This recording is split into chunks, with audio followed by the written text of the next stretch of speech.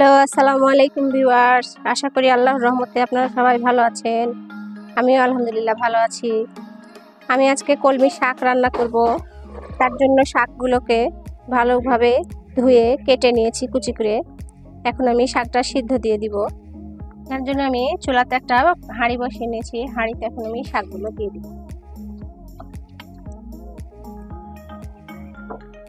শাকটা আমি এখন ঢেকে দিব। শাকগুলো খুব সুন্দরভাবে সিদ্ধ হয়ে গেছে। এখন আমি এগুলো তেলে দিয়ে নেব। তার জন্য আমি এখানে নিয়ে নিয়েছি রসুন কুচি, শুকনা মরিচ কুচি, পেঁয়াজ কুচি, কাঁচা মরিচ কুচি, এগুলো দিয়ে আমি তেলে দিই। কাঁচা পেঁয়াজ মরিচগুলোকে খুব ভালোভাবে ভেজে নিই। এখন আমি রসুন কুচি, শুকনা মরিচ কুচিগুলোও দিয়ে আমি এগুলোকে ভালোভাবে লাল লাল করে ভেজে নিই। পেঁয়াজ মরিচগুলো ভাজা ভাজা হয়ে এসেছে। এখন আমি এর মধ্যে শাকগুলো দিয়ে দিই। শাকগুলো কড়াইতে দিয়ে আমি ভালোভাবে ভেজে নিই।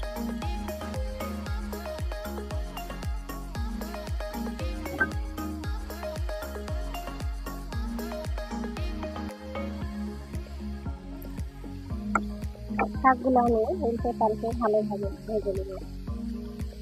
শাকে যাতে কোনো পানি না।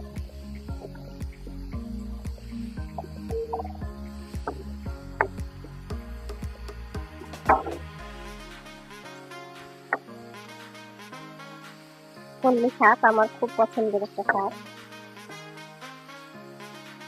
শাকগুলো আমার প্রায় হয়ে এসেছে। আমি শাকগুলো তখন নামিয়ে দিই।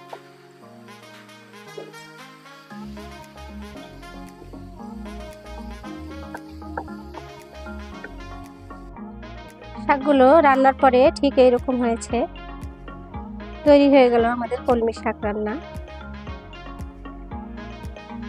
ভিডিওটা ভালো লাগলে সাবস্ক্রাইব করে দিবেন, একটা লাইক দিয়ে দিবেন। ভালো থাকবেন সবাই। আল্লাহ হাফেজ।